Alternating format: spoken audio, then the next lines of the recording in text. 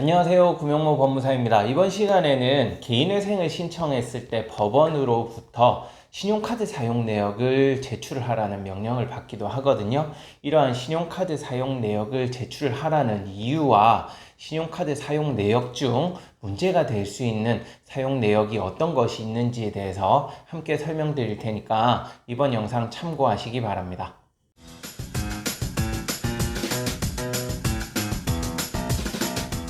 신용카드 사용 내역은 무조건 제출하라고 명령이 나오는 건 아니고요. 신용카드 사용 대금이 많을 경우 신용카드 사용 내역을 제출하라고 하거든요.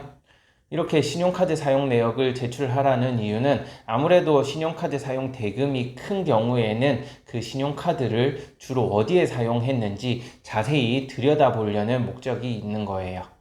이러한 신용카드 상세 이용 내역은 그 양이 상당히 많죠. 1년치를 보통 제출하라고 하거든요. 많은 경우에는 2년치를 제출하라고 하는 경우도 있는데 이 상세 사용 내역을 보면 1년 또는 2년간 신용카드를 결제한 내역이 전부 나옵니다. 그걸 설마 법원에서 다 들여다보겠어? 라고 생각할 수 있는데 생각보다 좀 자세히 들여다보는 편이에요. 그리고 이 신용카드 사용 내역 중 주로 문제가 되는 부분이 어떤 부분인가 하면 신용카드를 가지고 현금 서비스를 받거나 카드론을 받은 경우, 그리고 그 사용 내역 중에서 과소비로 볼 수 있는 부분이 주로 문제가 됩니다. 카드론이나 현금 서비스는 보통 현금으로 출금이 되기 때문에요. 그 돈을 어디에 썼는지 확인할 길이 없겠죠. 그렇기 때문에 이 사용 금액 전액이 청산가치에 반영되는, 즉 변제금이 늘어날 우려가 있는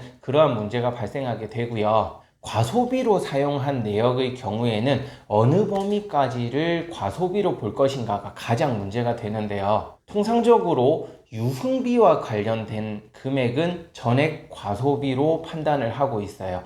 그렇다고 해서 단순히 호프집에서 맥주 한잔 마시면서 몇만 원 결제했다 이런 것까지 문제 삼지는 않으니까 너무 걱정하실 필요는 없고, 제가 말씀드리는 이 유흥비라는 것은 수십만 원에 달하는 결제 금액을 사용한 그러한 내역들이 문제가 되는 것이고요. 단순한 유흥비 외에도 취미 활동을 하는데 사용한 금액도 과소비로 판단하는 경우가 있습니다. 간단하게 예를 들어 설명드리면, 최근 고객 중에서 캠핑을 좋아하시는 고객이 계셨어요. 이분은 유흥비 이런 건 전혀 없으셨고 단순히 가족과 캠핑을 가기 위해서 일부 금액을 사용한 게 있거든요. 그런데 이 캠핑 용품이 생각보다 상당히 고가더라고요. 이 캠핑 용품을 구매하는데 카드를 어느 정도 결제를 한 내역이 있었어요. 그래서 법원에서는 신용카드 사용 내역을 검토하고 나서 이 캠핑 용품을 구매하는데 사용한 카드 대금도 청산가치에 반영하라는 그러한 명령이 최근 있었습니다. 그러니까 참고하시면 되겠고요. 또한 할부로 전자제품, 고가의 전자제품을 구매하거나 가구를 구매하는 등 고가의 물건을 구매한 경우에도 그 금액은 눈에 띄겠죠. 아무래도 수십만 원에서 수백만 원의 결제 대금이 있으면 바로 눈에 띄거든요. 그러한 금액도 경우에 따라서는 청산가치에 반영되기도 하니까 알고 계셔야 할 것 같습니다. 당연히 백화점에서 명품 등을 구매한 경우에는 그 내역은 전액 청산가치 반영되니까 이 또한 참고하시기 바랍니다.